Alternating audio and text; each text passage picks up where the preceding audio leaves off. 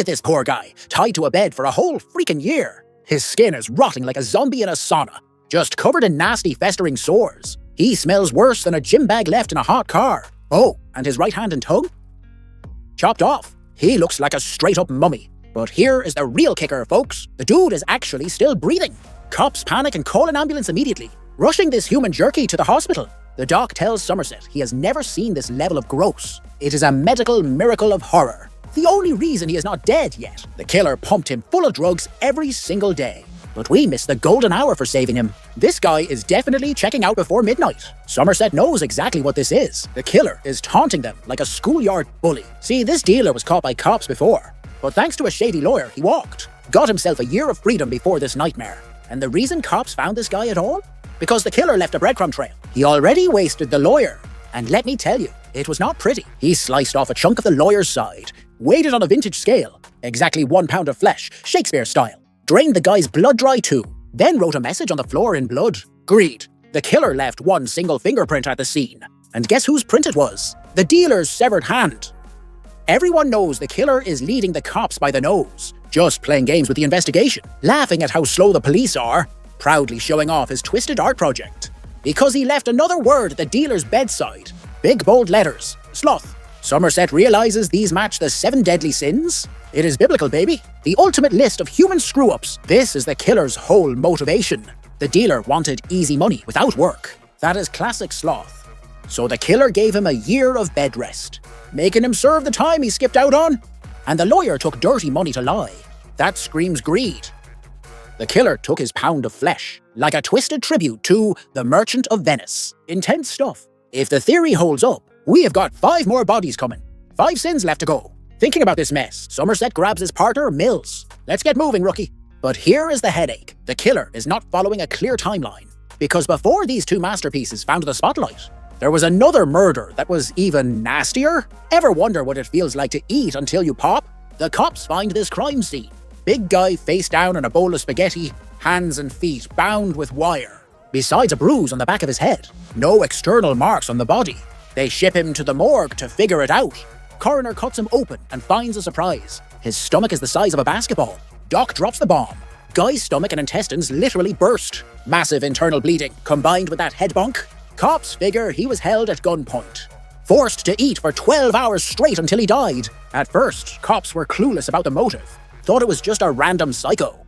Until a few days later, the other 2 bodies dropped. That is when that light bulb went on. Sloth and greed. Those words were the keys.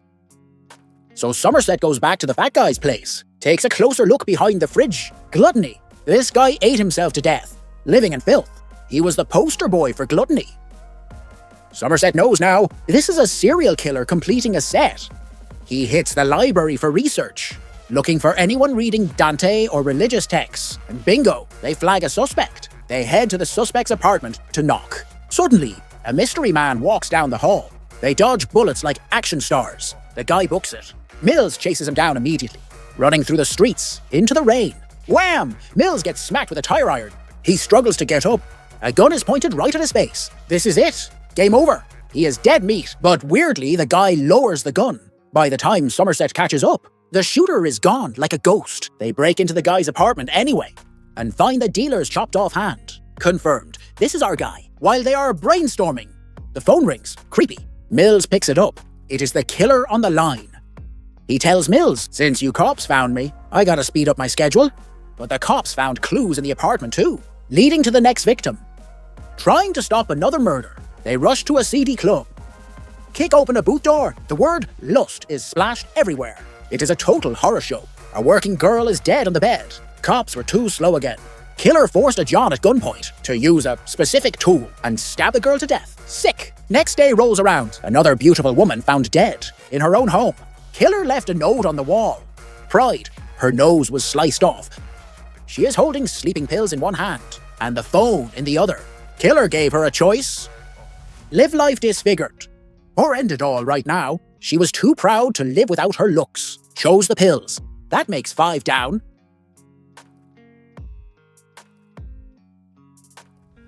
Suddenly, a plot twist.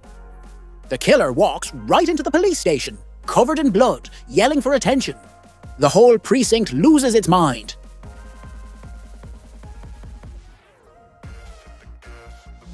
Mills draws his gun instantly. Killer just smiles and kneels. This calm act is terrifying. He killed 5 people in 6 days. Cops cuff him and throw him in the box. But John Doe has a surprise. Somerset is confused. Why surrender now? The set isn't complete. Envy and wrath are still missing. Why give up early? Doe's lawyer drops the bomb. There are 2 more bodies hidden. Doe will only show them to Mills and Somerset, or he pleads insanity and walks. They have no choice. They agree to the road trip from hell. Driving out to the middle of nowhere, Doe is in the back, smiling like a creep, bragging about his work, saying everyone died because of their own sins. Glutton ate too much, sloth was lazy, greed took money, pride loved herself, and lust, well, you get it. He died of vanity. Doe just won't shut up. Finally, they reach the desert. A delivery van approaches from the distance. Somerset thinks it is an ambush. Guns out, stops the van. Driver is just a confused delivery guy. Says he was paid to drop a package here at 7's. Somerset opens the box carefully. And when he looks inside, he recoils in absolute horror. He looks back at Mills and realizes the sick joke. It is Tracy's head in the box. They walked right into the trap. Doe wants Mills to kill him. To become wrath, Doe speaks up. He says he visited Mills's home because he envisioned Mills' normal life, tried to take his wife. But she fought back, so he took her head as a souvenir. Mills is losing it. Somerset tries to stop him. Tell me she's okay. You care about a suspect now? No. Put the gun down. No. Mills is on the edge of madness, but he is still a cop.